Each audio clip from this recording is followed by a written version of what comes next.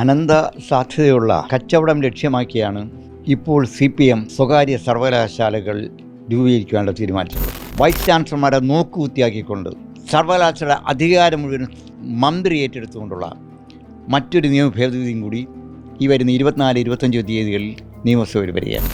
യൂണിവേഴ്സിറ്റിയിൽ പ്രോ ചാൻസലറായിട്ടുള്ള വിദ്യാഭ്യാസ മന്ത്രിക്ക് എന്താവശ്യത്തിന് ഇടപെടാമെന്നും ഏത് ഫയലും വിളിച്ചു വരുത്താമെന്നും അതിൽ ഉത്തരവിടാമെന്നും ആ ഉത്തരവ് സർവകലാശാലകൾ നടപ്പിലാക്കാൻ ബാധ്യസ്ഥമാണെന്നും സർവകലാശാലയുടെ പരീക്ഷാ കാര്യങ്ങളിലും സിലബസുകളിൽ പോലും മന്ത്രിക്കോ മന്ത്രി ചുമതലപ്പെടുന്ന ഉദ്യോഗസ്ഥനോ ഇടപെടാമെന്ന് പറഞ്ഞാൽ സർവകലാശാലയുടെ ഓട്ടോണമി പോയില്ലേ?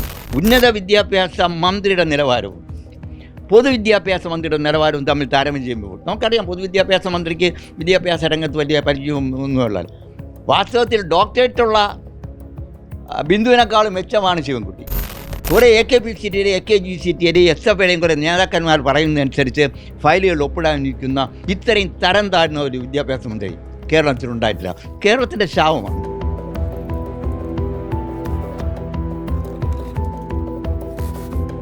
നമസ്കാരം. വിദേശ സർവകലാശാലകളെയും സ്വകാര്യ സർവകലാശാലകളെയും തള്ളിപ്പറഞ്ഞ CPMഉം SFIയും ഇപ്പോൾ അതിനെ ഇരു കൈകളും നീട്ടി സ്വീകരിച്ചിരിക്കുകയാണ്. സത്യത്തിൽ നമ്മുടെ സംസ്ഥാനത്ത് ഈ സ്വകാര്യ സർവകലാശാല അനുവദിക്കുന്നത് UGC ചട്ടങ്ങൾക്ക് വിരുദ്ധമായാണോ? നിരവധി ചോദ്യങ്ങളാണ് ഉയർന്നു വരുന്നത്. എന്തായാലും ഈ ഒരു വിഷയവുമായി ബന്ധപ്പെട്ട് കേരള യൂണിവേഴ്സിറ്റി മുൻ സിൻഡിക്കേറ്റ് അംഗമായിരുന്ന RS ശശികുമാർ ഇപ്പോൾ നമ്മളോടൊപ്പം ചേരുകയാണ്. സർ, SFIയും CPMഉം ഒരുപോലെ എതിർത്തിരുന്ന ഒന്നാണ് ഈ വിദേശ സർവകലാശാലകളുമായി ബന്ധപ്പെട്ട് നമ്മുടെ സംസ്ഥാനത്ത് വരുന്നത്. ഇപ്പോൾ ഇരു കൈയും നീട്ടി സ്വകാര്യ സർവകലാശാലകളെ സ്വീകരിക്കുകയാണ് ഇവർ ചെയ്യുന്നത്. സത്യത്തിൽ ഈ സ്വകാര്യ സർവകലാശാലകൾ അനുവദിക്കുന്നത് UGC ചട്ടങ്ങൾ അനുസരിച്ചാണോ? അനന്ത സാധ്യതയുള്ള കച്ചവടം ലക്ഷ്യമാക്കിയാണ് ഇപ്പോൾ CPM സ്വകാര്യ സർവകലാശാലകൾ രൂപീകരിക്കാനുള്ള തീരുമാനിച്ചിട്ടുള്ളത്. അതോടൊപ്പം തന്നെ നിലവിലുള്ള സർവകലാശാലയുടെ ഓട്ടോണമി തകർത്തുകൊണ്ട് വൈസ് ചാൻസലർമാരെ നോക്കുകുത്തിയാക്കിക്കൊണ്ട് സർവകലാശാല അധികാരം മുഴുവൻ മന്ത്രി ഏറ്റെടുത്തുകൊണ്ടുള്ള മറ്റൊരു നിയമ ഭേദഗതിയും കൂടി ഈ വരുന്ന 24-25 തീയതികളിൽ നിയമസഭയിൽ വരികയാണ്. വാസ്തവത്തിൽ വിദേശ സർവകലാശാലയും സ്വകാര്യ സർവകലാശാലകളെയും ഏറ്റവും കൂടുതൽ എതിർക്കുകയും അതിനെ നിരന്തരം പ്രക്ഷോഭം നടത്തിയിരുന്നത് SFIയും DYFIയുമാണ്. CPMൻ്റെ നിലപാട് തന്നെയായിരുന്നു. ഉമ്മൻചാണ്ടി സർക്കാരിൻ്റെ കാലത്ത് TP ശ്രീനിവാസനെ അടിച്ച് താഴെയിട്ട കഥ നമ്മുടെ മുമ്പിലുണ്ട്. അപ്പോൾ ഗവൺമെൻറ് അത് ഉപേക്ഷിച്ചു. കാരണം ഗവൺമെൻറ് പ്രത്യേക താല്പര്യങ്ങളില്ല. ഇന്ത്യയിലെ മറ്റെല്ലാ സംസ്ഥാനങ്ങളിലും പ്രൈവറ്റ് യൂണിവേഴ്സിറ്റി ഉണ്ട്. അതുകൊണ്ട് കേരളത്തിൽ പ്രൈവറ്റ് യൂണിവേഴ്സിറ്റി വരുന്നത് തെറ്റാണ് എന്നൊരു അഭിപ്രായമില്ല. വളരെ ക്രെഡിബിലിറ്റിയുള്ള സ്ഥാപനങ്ങൾ വരുമ്പോഴേക്കും ഒരു പരിധിവരെ നമ്മുടെ സംസ്ഥാനത്തുള്ള കുട്ടികൾ അന്യ സംസ്ഥാനങ്ങളിൽ പോകാതിരിക്കും, വിദേശത്തേക്ക് പോകുന്ന കുട്ടികൾ പോകും. അപ്പോൾ അതിനെ തകർത്തത് ഈ ഇവിടുത്തെ SFIയും ഇവിടുത്തെ CPMുമായിരുന്നു. അവർ തന്നെ ഈ ഗവൺമെൻറ്റിൻ്റെ ഫാഗ് എൻഡിൽ ഈ സർക്കാർ പോകുന്നതിന് ഇനി ഏതാനും മാസങ്ങളേ ഉള്ളൂ, അതിനു മുമ്പ് തിരക്കിട്ട് പ്രൈവറ്റ് യൂണിവേഴ്സിറ്റി കൊണ്ടുവരുന്നതിൻ്റെ പിന്നിൽ കച്ചവട ലക്ഷ്യമാണ്. കാരണം ഞങ്ങളത് പരിശോധിച്ചപ്പോൾ കഴിഞ്ഞ UDF ഗവൺമെൻറ് കാലത്ത് നിയമിച്ചിരുന്ന റിപ്പോർട്ട് അതേപടി നടപ്പിലാക്കുന്നുവെങ്കിലും വളരെ കാതലായൊരു മാറ്റം വരുത്തിയിട്ടുണ്ട്. UGC റെഗുലേഷൻ പറയുന്നത് സിംഗിൾ ക്യാമ്പസ് ആയിരിക്കണം നമ്മുടെ പ്രൈവറ്റ് യൂണിവേഴ്സിറ്റി എന്നുള്ളതാണ്. അപ്പോൾ ഇവിടെ ഉമ്മൻചാണ്ടി ഗവൺമെൻറ് കാലത്ത് 30 ഏക്കർ ഭൂമി അർബൻ ഏരിയയിലും അതേപോലെ തന്നെ നമ്മുടെ ഗ്രാമപ്രദേശങ്ങളിൽ 40 ഏക്കർ ഭൂമിയും ആണ് പ്രൈവറ്റ് യൂണിവേഴ്സിറ്റിക്ക് വേണ്ടതെന്നും സിംഗിൾ ക്യാമ്പസ് ആണെന്നും പറഞ്ഞിരുന്നു. പക്ഷേ ഇപ്പോൾ ഇവരുണ്ടാക്കിയിരിക്കുന്ന നിയമത്തിനകത്ത് വളരെ പ്രകടമായൊരു മാറ്റം വരുത്തിയിട്ടുണ്ട്. 10 ഏക്കർ ഭൂമിയിൽ ആസ്ഥാനം പണിയാം, മൾട്ടി ക്യാമ്പസ് ആകാം. അതിൻ്റെ അർത്ഥം എന്തെന്ന് വെച്ചാൽ ഇവിടെയുള്ള ചില മെഡിക്കൽ കോളേജുകളെ, കോർപ്പറേറ്റ് മാനേജ്മെൻറ്റിലുള്ള മെഡിക്കൽ കോളേജുകളെ സഹായിക്കുന്നതിന് വേണ്ടി ആണ് ഇപ്പോൾ തിരക്കിട്ടത് കൊണ്ടുവരുന്നത്. അവർക്ക് ആ മാനേജ്മെൻറ്റിന് ചില എൻജിനീയറിംഗ് കോളേജുകളും ആർട്സ് സയൻസ് കോളേജുകളുമുണ്ട്. ആ കോളേജുകളെ ഈ കോളേജുമായിട്ട് ബന്ധപ്പെടുത്തുമ്പോഴേക്കും അത് മൾട്ടി ക്യാമ്പസ് ആകും. അത് UGC ചട്ടത്തിന് വിരുദ്ധമാണ്. UGC പറയുന്നത് സിംഗിൾ ക്യാമ്പസ് ആയിരിക്കണം, 5 വർഷം പ്രവർത്തിച്ചു കഴിഞ്ഞാൽ ഓഫ് ക്യാമ്പസോ ഓഫ് ക്യാമ്പസോ സ്റ്റഡി സെൻറ്ററോ തുടങ്ങാവുന്നതാണ്. അപ്പോൾ വ്യക്തമായ വയലേഷൻ, UGC വ്യവസ്ഥയ്ക്ക് വ്യക്തമായ വയലേഷനിൽ കൂടി ഇവിടെ നടത്തുന്നത് ഇവിടെയുള്ള ചില കോർപ്പറേറ്റ് മാനേജ്മെൻറ്റുകളെ ഉന്നം വെച്ചുകൊണ്ടാണ്. യാതൊരു സംശയം വേണ്ട. കാരണം അവർക്ക് മെഡിക്കൽ കോളേജുകാരാണ് ഇപ്പോൾ ഈ വേണ്ടി രംഗത്തിറങ്ങിയിരിക്കുന്നത്. ഈ മെഡിക്കൽ കോളേജിനെല്ലാം ഇപ്പോൾ ഗവൺമെൻറ് ഫിക്സ് ചെയ്തിട്ടുള്ളൊരു ഫീസുണ്ട്. അത് ഒരു പ്രതിപക്ഷം 9 ലക്ഷം രൂപയാണെങ്കിൽ പ്രൈവറ്റ് യൂണിവേഴ്സിറ്റി ആയിക്കഴിയുമ്പോൾ അവർക്ക് 20 ലക്ഷമാക്കി മാറ്റാൻ കഴിയും. പ്രൈവറ്റ് യൂണിവേഴ്സിറ്റി ഫിക്സ് ചെയ്യുന്ന ഫീസിനെ സർക്കാരിന് ചോദ്യം ചെയ്യാൻ കഴിയില്ല.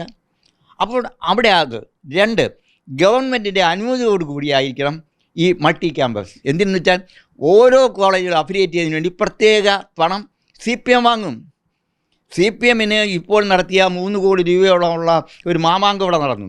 ആ മാമാങ്കത്തിൻ്റെ ചെലവ് പോലും നടത്തിയത് ഈ വരാൻ പോകുന്ന സ്വകാര്യ മാനേജ്മെൻറ്റുകളാണോ എന്നുള്ള കാര്യം സംശയിക്കേണ്ടിയിരിക്കുന്നു. ഇത് ഒരു കാരണവശാലും അനുവദിക്കാൻ പാടില്ല. ഞങ്ങളിതിൻ്റെ വിവിധ വശങ്ങൾ പരിശോധിച്ചപ്പോൾ പ്രൈവറ്റ് യൂണിവേഴ്സിറ്റി വരട്ടെ, പ്രൈവറ്റ് യൂണിവേഴ്സിറ്റി വരുന്ന തരും, പക്ഷേ അത് സിംഗിൾ ക്യാമ്പസ് ആയിരിക്കണം, UGC റെഗുലേഷൻ അനുസരിച്ചായിരിക്കണം. ഇതില്ലെങ്കിൽ സംഭവിക്കാൻ പോകുന്നത് കേരളത്തിലെ പല അഫിലിയേറ്റഡ് കോളേജുകളുമായിട്ട് ബന്ധപ്പെട്ടുള്ള കോളേജുകളെല്ലാം ഈ പ്രൈവറ്റ് യൂണിവേഴ്സിറ്റിയിലേക്ക് പോകും. നമ്മുടെ പൊതു സർവകലാശാലകൾ തകരും. പൊതു സർവകലാശാലകൾ തകർത്താണ് കേരളത്തിൽ പ്രൈവറ്റ് യൂണിവേഴ്സിറ്റികൾ വരുന്നത്. അപ്പം പ്രൈവറ്റ് ഇപ്പോൾ തന്നെ നമ്മുടെ പൊതു സർവകലാശാല പഠിക്കാൻ വിദ്യാർത്ഥികളുടെ എണ്ണം തുലവും കുറവാണ്. പല കോളേജുകളിലും 30% 40% സീറ്റുകൾ ഒഴിഞ്ഞിടക്കുകയാണ്. അപ്പോൾ അത് കൂടുതൽ ഈ കോളേജുകൾ പൊതു കോളേജുകൾ മുഴുവനും പൊതു സർവകലാശാലകളെ മുഴുവനും തകരുന്ന ഒരവസ്ഥയാവും. അങ്ങനെയാണെങ്കിൽ കേരളത്തിൽ ഇത്രയും സർവകലാശാല ആവശ്യമില്ലായിരുന്നല്ലോ. ഇപ്പോൾ തന്നെ 14 സർവകലാശാല ഉണ്ട്. സർവകലാശാലയുടെ എണ്ണം 7 ആയിട്ട് കുറയ്ക്കണം. എന്തിനാണ് ഇത്രയും പൊതു സർവകലാശാലകൾ? ആ പൊതു സർവകലാശാല നിയമിക്കുക, അവിടെ വൈസ് ചാൻസലർമാരെല്ലാം നിയമിക്കുക, അതിനുശേഷം പ്രൈവറ്റ് യൂണിവേഴ്സിറ്റി കൊടുക്കുക. പ്രൈവറ്റ് യൂണിവേഴ്സിറ്റി കൊടുത്ത് അതിൽ കൂടി കച്ചവടം. അതാണ് ഞാൻ പറയുന്നത്. അനന്ത സാധ്യതയുള്ള കച്ചവടം മാത്രം മുന്നിൽ കണ്ടുകൊണ്ടാണ് തിരക്കിട്ട് ഈ ഗവൺമെൻറ് ഫാഗൻറ്റിൽ ഈ ബില്ല് കൊണ്ടുവരുന്നത്. യാതൊരു കാരണവശാലും ഈ ബില്ല് അങ്ങനെ ഇതേ രീതിയിൽ പാസ്സാക്കുകയാണെങ്കിൽ അത് ഗവർണർ അംഗീകരിക്കരുത് എന്നുള്ളതാണ് നമ്മുടെ ആവശ്യം. ഗവർണറെ സമീപിച്ചു ഞങ്ങൾ ഈ കാര്യം പറഞ്ഞ് ഗവർണർക്ക് നിവേദനം കൊടുത്തിട്ടുണ്ട്. കാരണം UGC റെഗുലേഷന് വിരുദ്ധമായി പ്രൈവറ്റ് യൂണിവേഴ്സിറ്റി സ്ഥാപിക്കുകയാണെങ്കിൽ ആ നിയമം ഒരു കാരണവശാലും അംഗീകരിക്കരുതെന്ന് ഗവർണർ കണ്ട് നിവേദനം കൊടുത്തിട്ടുണ്ട്. തീർച്ചയായിട്ടും UGC റെഗുലേഷനകത്ത് നിൽക്കുകയാണെങ്കിൽ വരട്ടെ. കാരണം ഇവിടെയുള്ള ഈ കച്ചവടക്കാരായിട്ടുള്ള കോർപ്പറേറ്റ്സ് അങ്ങനെ ഈ 25 ഏക്കറോ 30 ഏക്കറോ സ്ഥലവും സിംഗിൾ ക്യാമ്പസും ആണെങ്കിൽ യൂണിവേഴ്സിറ്റി ഉണ്ടാകാൻ തയ്യാറായി മുന്നോട്ട് വരില്ല. വരുന്നെങ്കിൽ സ്വാഗതാർഹമാണ്. അപ്പോഴും ചില പുറത്തുള്ള സർവകലാശാലകളൊക്കെ വരുമായിരിക്കും, വരട്ടെ. നമ്മുടെ അങ്ങനെ പ്രൈവറ്റ് യൂണിവേഴ്സിറ്റി വരുന്നതിനെ ഒരിക്കലും തടസ്സം ചെയ്യില്ല. മുൻപ് ഈ വാസ്തവത്തിൽ കഴിഞ്ഞ 10 വർഷത്തിന് മുമ്പ് വരേണ്ടതായിരുന്നു. അതിനെ തകർത്തത് ഇവിടുത്തെ CPM ഇവിടുത്തെ SFI ആണ്. ഇപ്പോൾ CPMൻ്റെ കച്ചവട ലക്ഷ്യം മുൻനിർത്തിയപ്പോൾ SFIക്കും മിണ്ടാട്ടമില്ല. ഈ യൂണിവേഴ്സിറ്റികളുടെ ഈ ഓട്ടോണമസ് നഷ്ടപ്പെടുത്തുന്നത് കേരളത്തിലെ നമ്മുടെ സർവകലാശാലകൾ ഓട്ടോണമസ് ആയിരിക്കണമെന്ന് തീരുമാനിച്ചത് 1948 നമ്മുടെ രാഷ്ട്രപതിയായിരുന്ന സർവേപ്പള്ളി രാധാകൃഷ്ണനാണ് UGC റിപ്പോർട്ട് തയ്യാറാക്കിയത്. അതിൽ അദ്ദേഹം പറഞ്ഞിട്ടുള്ളത് സർവകലാശാലകൾ പൂർണ്ണമായും ഓട്ടോണമസ് ആയിരിക്കണമെന്നും സർവകലാശാലയുടെ അധിപൻ വൈസ് ചാൻസലർ ആയിരിക്കണമെന്നും വൈസ് ചാൻസലർ എന്ന പദവി പൂർണ്ണമായും അദ്ദേഹത്തിൽ തന്നെ അധികാരങ്ങൾ മുഴുവൻ നിക്ഷിപ്തമായിരിക്കണമെന്നാണ്. അതിൻ്റെ അടിസ്ഥാനപ്പെടുത്തി തന്നെയാണ് 1957 കേരള സർവകലാശാല രൂപീകരിച്ചപ്പോഴും 67 EM ശങ്കരൻ നമ്പൂതിരിപ്പാട് ഇവിടെ ഈ നിയമം നടപ്പിലാക്കിയത്. യൂണിവേഴ്സിറ്റിയൊക്കെ പൂർണ്ണ ഓട്ടോണമി കൊടുത്തിട്ടുണ്ട്, സർവകലാശാലയുടെ ഇടപെടലില്ല. പക്ഷേ ഇപ്പോൾ ഈ വർഷങ്ങൾ 60 കഴിഞ്ഞപ്പോഴത്തേക്കും നമ്മുടെ ഇപ്പോഴത്തെ മന്ത്രി ഓട്ടോണമി മുഴുവൻ തകർത്തുകൊണ്ടുള്ള ബില്ലാണ് നിയമസഭയിൽ അവതരിപ്പിക്കുന്നത്. സർവകലാശാല വൈസ് ചാൻസലർമാരെ നോക്കുകുത്തിയായിക്കൊണ്ട് വൈസ് ചാൻസലർമാരുടെ അധികാരങ്ങൾ പൂർണ്ണമായും രജിസ്ട്രാർക്കും വൈസ് ചാൻസലർ കൊടുത്തുകൊണ്ടും യൂണിവേഴ്സിറ്റിയിൽ ചാൻസലറായിട്ടുള്ള വിദ്യാഭ്യാസ മന്ത്രിക്ക് എന്താവശ്യത്തിന് ഇടപെടാമെന്നും ഏത് ഫയലും വിളിച്ചു വരുത്താമെന്നും അതിൽ ഉത്തരവിടാമെന്നും ആ ഉത്തരവ് സർവകലാശാല നടപ്പിലാക്കാൻ ബാധ്യസ്ഥമാണെന്നും സർവകലാശാലയുടെ പരീക്ഷാ കാര്യങ്ങളിലും സിലബസുകളിൽ പോലും മന്ത്രി ചുമതലപ്പെടുന്ന ഉദ്യോഗസ്ഥനോ ഇടപെടാമെന്ന് പറഞ്ഞാൽ സർവകലാശാലയുടെ ഓട്ടോണമി പോയില്ലേ.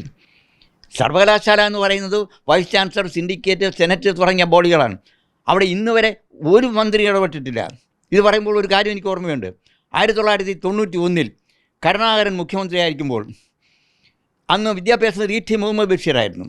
അദ്ദേഹം മന്ത്രിയായിരിക്കുമ്പോഴത്തേക്കും അദ്ദേഹം ഒരു നിയമം കൊണ്ടുവരാൻ ശ്രമിച്ചു. സർവകലാശാലയുടെ ഫയലുകൾ പരിശോധിക്കാൻ സർക്കാരിന് അധികാരമുണ്ട് എന്ന്.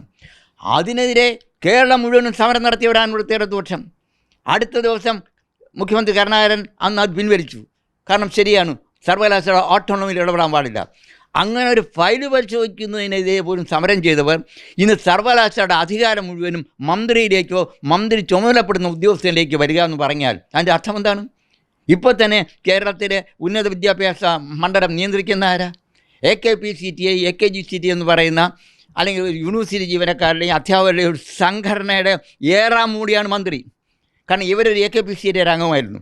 ഇപ്പോഴും അവരെ AKPCTയുടെ നിലവാരത്തിൽ നിന്ന് താഴോട്ട് വന്നിട്ടില്ല. ആ നിലവാരത്തിൽ നിൽക്കുകയാണ്. അവിടെയുള്ള ചില ഉദ്യോഗസ്ഥന്മാർ, CAT തൊഴിലാളികളായ ചില സെക്രട്ടറി ഉദ്യോഗസ്ഥന്മാരാണ് ഇപ്പോൾ ഈ ഉന്നത വിദ്യാഭ്യാസ മണ്ഡലം ഭരിക്കുന്നത്. അപ്പോൾ അവരെ സർവകലാശാലയോട് ഭരിക്കാൻ അനുവദിച്ചാൽ അവസ്ഥ എന്താണ്? അപ്പോൾ ഇപ്പോഴെന്താ കാര്യം? വൈസ് ചാൻസലർമാർ ഗവൺമെൻറ്റിൻ്റെ ഇംഗിതമനുസരിച്ച് പ്രവർത്തിക്കുന്നവരല്ല എന്നുള്ളത് മുന്നിൽ കണ്ടുകൊണ്ട് രജിസ്ട്രാർക്ക് അധികാരം കൊടുക്കുന്നു. രജിസ്ട്രാർ എന്ന് പറയുന്നത് സിൻഡിക്കേറ്റ് നിയമിക്കുന്ന ആളാണ്. പ്രോ വൈസ് ചാൻസലർ എന്ന് പറയുന്നത് സിൻഡിക്കേറ്റ് നിയമിക്കുന്ന ആളാണ്. അത് മാത്രമല്ല, പ്രോ വൈസ് ചാൻസലർ എന്ന് പറയുന്ന പ്രൊഫസർ റാങ്കിലുള്ള ആളെന്ന് ഇപ്പോൾ അതിനെ മാറ്റി അസോസിയേറ്റ് പ്രൊഫസറാക്കാൻ പോകുന്നു. അതും അധ്യാപക സംഘടനാ നേതാക്കന്മാരെ പ്രോ വൈസ് ചാൻസലർ ആക്കുന്നതിന് വേണ്ടിയാണ്. ഇതിൻ്റെ അവസാന ഫലമെന്ന് പറയുന്നത് സർവകലാശാലയുടെ അധികാരങ്ങൾ മുഴുവനും സർക്കാരിൻ്റെ കയ്യിലാവും. തീരുമാനങ്ങൾ മുഴുവൻ രാഷ്ട്രീയ അടിസ്ഥാനത്തിലാവും. ഇപ്പോൾ തന്നെ കുറേ കാര്യങ്ങൾ നിഷ്പക്ഷമായിട്ട് സർവകലാശാലയിൽ നടക്കുന്നുണ്ട്. അക്കാഡമിക്കായിട്ട് ഗവർണർക്ക് അധികാരം ഇല്ലാതെയാവും. കാരണം ഗവർണർക്കുള്ളതിനേക്കാളും കൂടുതൽ അധികാരങ്ങൾ മന്ത്രിക്കുണ്ടാവുന്നുണ്ട്. അത് പറയുമ്പോൾ മറ്റൊരു കാര്യം കൂടി, ഇന്ത്യയിലെ എല്ലാ സർവകലാശാലകളിലും സ്റ്റേറ്റ് സർവകലാശാലകളിലും ഗവർണറാണ് ചാൻസലർ. ഗവർണർ ചാൻസലർ ആയിരിക്കുമ്പോൾ പ്രോ ചാൻസലർ എന്ന് പറയുന്നത് ആ സംസ്ഥാനത്തെ വിദ്യാഭ്യാസ മന്ത്രിയാണ്. ആ വിദ്യാഭ്യാസ മന്ത്രിക്ക് ഒരു അധികാരമില്ല. ഗവർണറുടെ ആബ്സെൻസിൽ മാത്രമേ ഉന്നത വിദ്യാഭ്യാസ മന്ത്രിക്ക് അധികാരമുള്ളൂ എന്ന് ഇന്ത്യയിലുള്ള എല്ലാ സർവകലാശാലയുടെ നിയമത്തിലുള്ളപ്പോൾ കേരളത്തിലുള്ള നമ്മുടെ ഇപ്പോൾ ബിന്ദു എന്ന് പറയുന്ന മന്ത്രിക്ക് മാത്രം ഇപ്പോൾ അധികാരം മുഴുവൻ വേണമെന്ന് തീരുമാനമെടുക്കുന്നു. മറ്റൊന്ന്, കേരളത്തിലെ 9 സർവകലാശാല മാത്രമേ ഉന്നത വിദ്യാഭ്യാസ മന്ത്രിക്കുള്ളൂ. 7 സർവകലാശാലകളുടെ പ്രോ ചാൻസലർമാരെന്ന് പറയുന്നത് മറ്റ് മന്ത്രിമാരാണ്. അവർക്ക് ആർക്കും അധികാരം വേണ്ടേ? അപ്പോൾ അധികാരം കയ്യിലെടുക്കാനായിട്ടും അത് കഴിഞ്ഞതിന് ശേഷം പറയും മൂർത്തമായി എന്ന് പറയുന്നുണ്ട്. കൽപ്പാന്തകാലം ഇങ്ങനെ കുറേ ഡയലോഗും പറഞ്ഞുകൊണ്ട് അതുകൊണ്ട് ഞാനിത് അവതരിപ്പിക്കുകയാണെന്ന് പറയുകയെന്ന് വെച്ചാൽ വാസ്തവത്തിൻ്റെ കാര്യം പറയാം. നമ്മുടെ ഉന്നത വിദ്യാഭ്യാസ മന്ത്രിയുടെ നിലവാരവും പൊതുവിദ്യാഭ്യാസ മന്ത്രിയുടെ നിലവാരവും തമ്മിൽ താരതമ്യം ചെയ്യുമ്പോൾ നമുക്കറിയാം, പൊതുവിദ്യാഭ്യാസ മന്ത്രിക്ക് വിദ്യാഭ്യാസ രംഗത്ത് വലിയ പരിചയമൊന്നുമുള്ള, വാസ്തവത്തിൽ ഡോക്ടറേറ്റുള്ള ബിന്ദുവിനേക്കാളും മെച്ചമാണ് ശിവൻകുട്ടി. കാരണം രണ്ടുപേരെയും വലിയ വ്യത്യാസമൊന്നുമില്ല. ഒരാൾ ഡോക്ടറേറ്റ് ഉണ്ട്, മറ്റേ ആൾക്ക് ഡോക്ടറേറ്റ് ഇല്ലെന്ന് വ്യത്യാസം. പക്ഷേ മറ്റേ അദ്ദേഹം ഗവൺമെൻറ് സെക്രട്ടറിമാരുടെ നിയന്ത്രണത്തിലാണ്. ഗവൺമെൻറ് സെക്രട്ടറിമാർ പറയുന്ന തീരുമാനങ്ങളാണ് പുള്ളി വിദ്യാഭ്യാസ രംഗത്ത് നടപ്പിലാക്കുന്നതായിട്ട് നമുക്ക് കാണാൻ കഴിയും. അത്രയും വിവരമെങ്കിലും അദ്ദേഹത്തിനുണ്ട്. ഇത് കുറേ AKPCTയുടെ AKGCTയുടെ SFIയുടെയും കുറേ നേതാക്കന്മാർ പറയുന്നതനുസരിച്ച് ഫയലുകളിൽ ഒപ്പിടാനിരിക്കുന്ന ഇത്രയും തരം താഴ്ന്ന ഒരു വിദ്യാഭ്യാസ മന്ത്രി കേരളത്തിലുണ്ടായിട്ടില്ല. കേരളത്തിൻ്റെ ശാപമാണ്. അതുകൊണ്ട് തന്നെ ഓട്ടോണമി സർവകലാശാല നിലനിർത്തണം. സർവകലാശാലയുടെ ഓട്ടോണമി ഒരിക്കലും നശിപ്പിക്കാൻ പാടില്ല. ഗവർണർക്കുള്ള അധികാരത്തിനേക്കാളും കൂടുതൽ പ്രോ ചാൻസ് കൊടുക്കാൻ പാടില്ല എന്നുള്ള കാര്യങ്ങൾ ഇത് വയലേഷൻ ഓഫ് UGC ആക്റ്റാണ്. ഈ കാര്യങ്ങൾ കൂടി ഞങ്ങൾ ഗവർണറെ ശ്രദ്ധപ്പെടുത്തിയിട്ടുണ്ട്. യാതൊരു കാരണവശാലും കേരളത്തിലെ ഉന്നത വിദ്യാഭ്യാസ രംഗത്തെ മെച്ചപ്പെടുത്തും എന്നുള്ള പ്രതീക്ഷയാണ് ഞങ്ങൾക്ക് ഗവർണറുടെ ഭാഗത്തുള്ളത്. ഗവർണർ മാത്രമേ ഇപ്പോൾ ഈ കാര്യത്തിൽ ഒരു അന്തിമ തീരുമാനം എടുക്കാൻ കഴിയുള്ളൂ. കാരണം ഇവിടുത്തെ വാസ്റ്റ് മെജോറിറ്റി വെച്ചുകൊണ്ട് നിയമസഭയിൽ പ്രതിപക്ഷം എത്രത്തോളം ഇക്കാര്യത്തിൽ ശബ്ദിച്ചാലും ഇത് തെറ്റാണ്, ഓട്ടോണമി നഷ്ടപ്പെടുന്നത് തെറ്റാണെന്നുള്ള കാര്യം ഇപ്പോൾ തന്നെ പ്രതിപക്ഷം അവിടെ ഉന്നയിച്ച് കഴിഞ്ഞു. പക്ഷേ വാസ്റ്റ് മെജോറിറ്റി ഉള്ളതുകൊണ്ട് തീർച്ചയായിട്ടും ബില്ല് പാസ്സാകും. ഈ ബില്ല് ഒരു കാരണവശാലും ഗവർണർ അംഗീകരിക്കില്ല എന്നുള്ള പ്രതീക്ഷയാണ് ഞങ്ങൾക്കുള്ളത്.